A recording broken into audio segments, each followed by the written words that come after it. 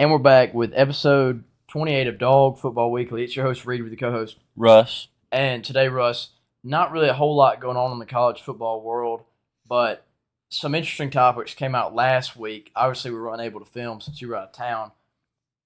The SEC decides to stick with an 8-game schedule heading into 2024. Obviously, Oklahoma and Texas joined the conference that year. Russ, what are your initial thoughts on that? Well, obviously, you're going to lose some of the bigger rivalries. For Georgia, that could be Auburn, which would be heartbreaking because that game's been played for a while now. The Deep South's oldest rivalry. Yeah, and it's really important in the college football world. But, you also have positives where, you find a new rivalry and you play a better team because the SEC's full of good teams. So, it's not really going to change that much, but it kind of is at the same time. Kirby said last week in an interview, he said that the discussion about the 8 or 9 game schedule is the most overrated discussion in college football right now. With what Georgia's built and with what Georgia appears like it's going to do for the next couple of seasons, Russ, I don't think it matters if they play 8 games or 9 games in the conference schedule. Because who should Georgia fear in the conference? Alabama? I ain't scared. Tennessee? Nope. LSU? Maybe. I don't. LSU scares me a little bit this year, but it's not as big of a deal as people are making it. And then these other conferences, obviously not the conferences themselves, but their fans are attacking the SEC and talking about how they don't play enough conference games. But Does Oregon play? Let's go through Alabama's schedule. Does Oregon play LSU, Auburn, Tennessee, Ole Miss, Mississippi State? Do they play teams like that? No, they don't. And a lot of people forget, that yes, the SEC is going to the schedule, but it's already an 8-game schedule. And with that addition of Texas and Oklahoma, Alabama's going to play Texas and Oklahoma as well, most likely. And, it's going to be interesting whether they decide to go with divisions or divisionless or a pod-based system where each team has permanent opponents. But I just don't think it's as big of a deal as people are making it. Russ, another thing that's kind of been circulating through college football, the media world at least, is that Nick Saban took some more jabs at the University of Georgia and at Texas A&M and programs like that about their NIL spending and recruitment of players. Russ, what are your thoughts on that? Well, I think it's kind of hypocritical, to be honest with you, because Saban's been doing that his whole career, whether, the NIL was a thing or not. And it's just weird that he would go on and try to attack other teams for that stuff when he's been doing it. And it kind of shows Saban's character a little bit. Obviously he wants to win, but you can't take jabs at other teams for doing the same thing you're doing. It kind of almost seems a lot like Scottie Pippen's comments on Michael Jordan the last week. Scottie Pippen said Scottie Pippen. Sorry, there was an interruption. Scottie Pippen said last week that, Michael Jordan was a horrible player before Scottie got there. And just these comments like this are so unnecessary, and it's almost like people are just that I don't get why great people like Scottie Pippen, who's a great athlete, who's a top 20 all-time player in the history of the National Basketball Association, and Nick Saban, the greatest coach arguably the greatest football coach of all time, feel like they need to take shots at programs or people like that when everybody knows Scottie's a great player, but at the same time, Michael Jordan was still the best player in the world before Scottie got there. I mean, Michael Jordan's rookie season, he averaged 28 points a game. Yeah. And I just think it's silly that somebody would feel like they have to, constantly jab at these other programs and kind of poke the bear. And obviously, I think Kirby's smart enough to know not to poke back at Coach Saban because he doesn't want to give that quote-unquote bulletin board material to another team when you match up with them eventually. But when we saw Jimbo Fisher clap back at Nick Saban last year, I mean, he said that, if if you dig around Nick Saban's past, he's not as clean and as he appears to be. Russ, what do you think about Georgia's 2024 class so far? What are your initial thoughts and initial reactions to it? Well, I haven't looked at it too much, but every time I get on Instagram, it's like Georgia signs 5-star athlete, Georgia signs 4-star, Georgia signs 3-star. I'm really excited about it. It's Dylan Raiola, great addition, obviously. And we have plenty of linemen. I'm pretty. I mean, their linemen are coming in, which is great because you got to have somebody to protect that number one overall player. Well, that's something that Kirby's always done. When he first got to Georgia, the first thing he started recruiting was offensive linemen. You look at his first recruiting cycle at the University of Georgia, the first full cycle. The one player he targeted and the one player he got was a young man named Andrew Thomas. And Andrew Thomas was a 3-year starter, All-American. Almost won an award at the University of Georgia. Now he's an NFL starter, one of the best left tackles in football. Think about the offensive linemen they've produced. You think about Andrew Thomas, Isaiah Wilson, Isaiah Wynn. Help me here. My mind just What are you talking about? Offensive lineman, Jamari Sawyer in the NFL. Broderick Jones. What's that? We just had he went to the Falcons. He's not really. Justin Shaffer. Yeah. Yeah, that's the guy that the Falcons picked over all rookie first team. Jamari Sawyer, who was the highest graded rookie offensive lineman, who went late 6th round. We had my mind. The white guy. What's his name? Warren Erickson. Yeah. Oh, he didn't get drafted though. Or Warren McClendon. Oh, McClendon. He was great. My mind is going blank right now. I don't know. And you got guys like Cedric Van Pran. I expect him to be a second or third round pick this year. Amarius Mims, he has the size and the speed. Russ, I heard he's running a 4.940 at 6'8". So a guy like that moving at that weight, I'm guessing he's around 320 pounds, and he has a standout season. He'll definitely be. I could see him going top 10. Kirby's always produced offensive linemen, but I think what's different about this class is that it's almost like whoever Georgia wants, Georgia's getting. Yeah, and I agree. They go after the number one quarterback, the number one player, they get him. They lose a tight end commitment in Landon Thomas. He commits to Florida State, but then they go out and they gain the next best guy, another 5-star tight end. And what a lot of people are forgetting about is that next year, Brock Bowers will be playing in the NFL, probably be one of the top tight ends in the NFL next season. But you bring back Oscar Delp, you bring back Lawson Lucky, you bring back Pierce Sperlin, plus you bring back a 5-star true freshman. So that tight end room isn't slowing down anytime soon. They have a ton of outstanding athletes. I think the 2 top safeties are committed to Georgia in that class. It's crazy. They have don't they have a punter? There's a punter or a kicker who's the number one punter. Even the number one punter's committed. Yeah, punter. They're landing every commitment, and the class is a long way from being finished, and they're already way ahead of everybody in recruiting points and as far as rankings go. And I think recruiting class rankings at first do not matter one bit. I think they matter a lot in 5 and 6 years when you look back and see how players panned out. Russ, another fan base. I know we got off topic there, but another fan base that's been taking shots at the Dogs lately. Ohio State, Michigan fans have been taking shots about, Georgia playing a weak schedule, Georgia playing an 8-game schedule, really the SEC in total and as a whole. Russ, do these schools not remember what happened the last time we've played them?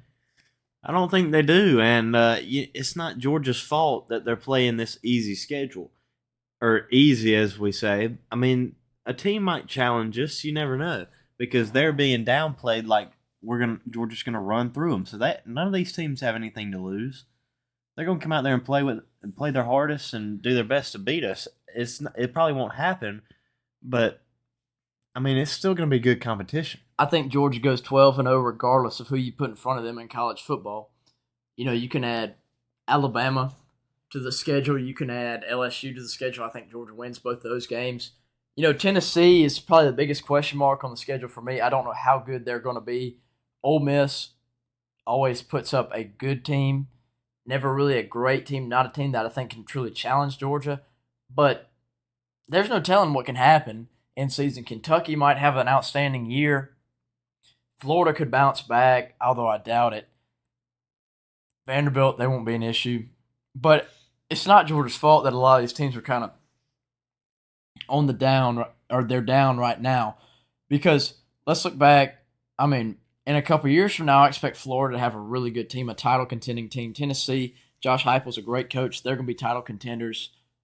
Auburn, if Georgia keeps that rivalry with the 8-game schedule, I don't know how they would unless they went to pods instead of divisions. They're on the rise because they have a great coach in Hugh Freeze and a great recruiter. So I really don't think, it doesn't matter if Georgia plays 12 FCS teams on their schedule. When they get to the playoff and when they get to the SEC championship, they're prepared and they're going to beat any Big Ten team they play against. Ohio State, Michigan, Penn State, Nebraska, Northwestern, Iowa, Wisconsin, any of them you put out there, any Pac-12 team, any ACC team, any Big 12 team. The only team that I think Georgia has to worry about this season is LSU. Yeah, I agree. That's the only team I'm like, oh, because they return.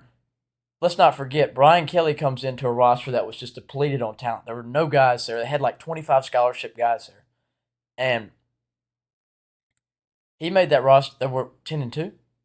10-2 going into the Georgia game. And Georgia obviously overmatched them and overpowered them. But, that game was competitive for a quarter. Quarter. But, they knocked off Alabama last year. And, who's to say that they won't knock off Alabama again when you bring your quarterback back and Jaden Daniels? Yeah, and I like Jaden Daniels. He can run the ball, he can throw. He's all over the place, and you don't know what he's going to do. I've heard that Jaden Daniels is the sneakiest player in the conference as far as speed. On TV, on film, he does not look fast. He does not look as mobile and agile. But when he gets out in the open field, he's tough to tackle. Look at that touchdown run he had against Alabama in the overtime win.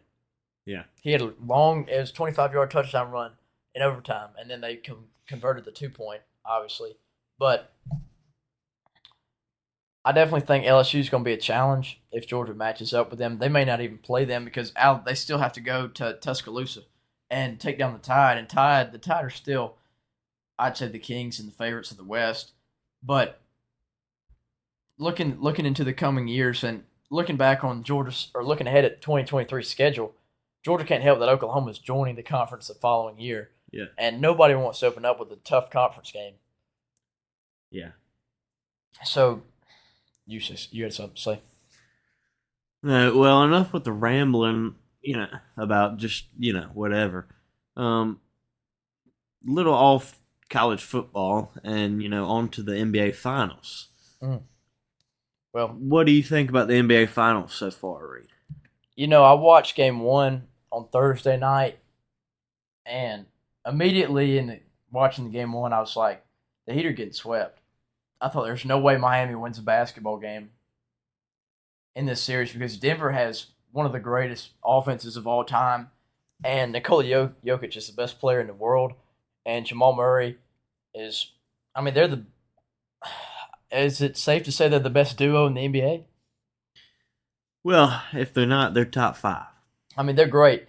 And then I go into Game 2 last night, and I see Kevin Love's in the starting lineup. Well, Kevin Love, he's got to be up near 40 as far as age goes. I feel like he hasn't played. He's got gray hair, but then I see him matched up with Aaron Gordon, and I think that is the smartest move anybody's made in the whole playoffs because in Game 1, for those of you who didn't watch, Aaron Gordon had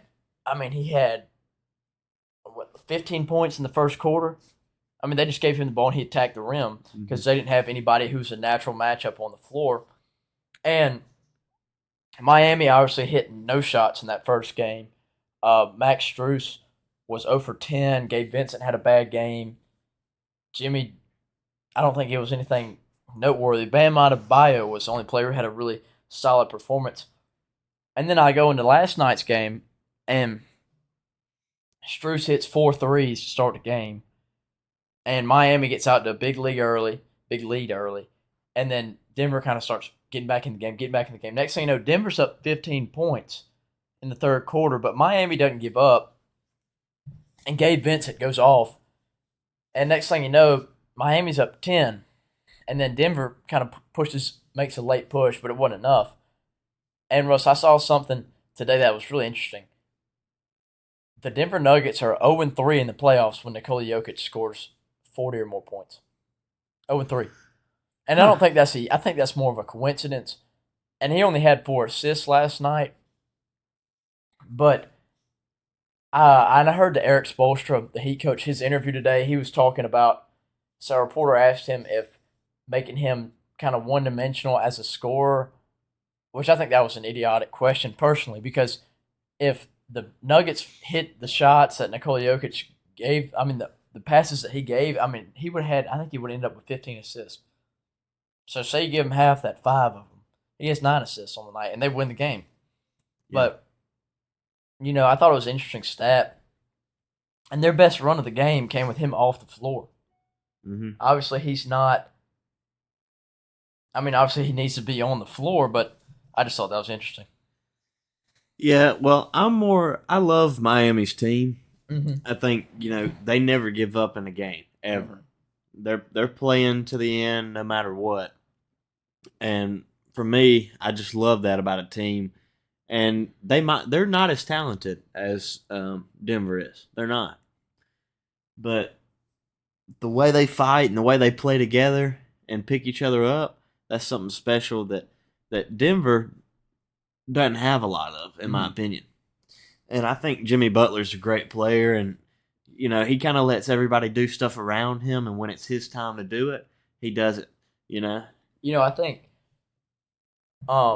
Dan Patrick, he's on the radio in the mornings.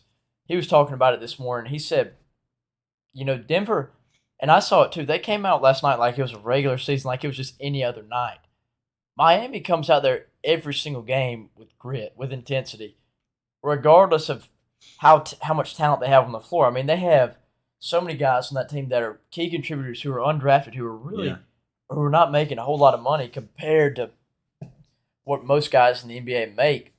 And you look at their grit, their intensity, their defensive intensity. Denver, it's the NBA Finals, and they're giving up just slips on pick and rolls. They're giving up wide open threes. They're giving up easy looks inside and one dunks. And I'm sitting there thinking to myself, does this team not want to win? Yeah. Is this team just okay with just – and I don't think it's so much of a – and I love Miami and I love Jimmy Butler, and I think it's a great story. But Denver had the potential to sweep this team. They are so much more talented, and they just shot themselves in the foot last night. They just handicapped. And you give Miami hope, and they're just going to take it and run with it. I see them winning Game 3, and Game 4 to me is a toss-up. But I see this game going 7. I see the series going 7 games. That's what I think Miami wins in 7 games.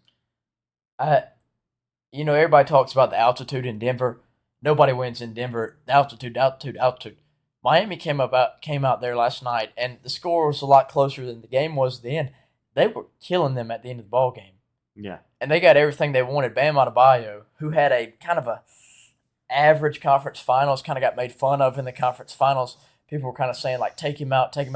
He stepped his game up in these finals. And, yes, Nikola Jokic has scored a lot of points, but they're tied in this series, and this is a team that lost can you believe they lost a playing game to the Hawks?